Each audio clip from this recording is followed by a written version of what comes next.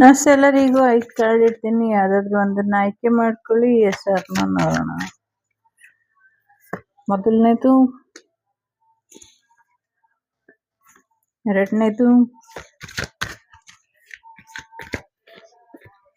ಮೂರನೇದು, ನಾಲ್ಕನೇದು,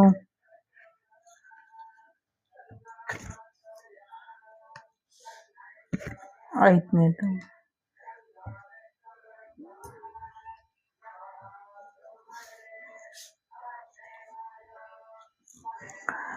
ಎಲ್ಲಾನು ಬೇಕಾದರೂ ಆಯ್ಕೆ ಮಾಡಿ.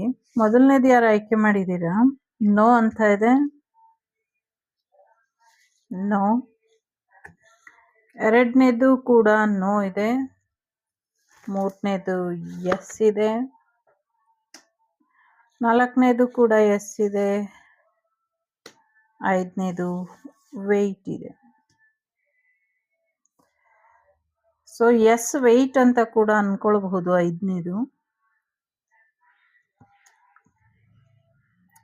Take care.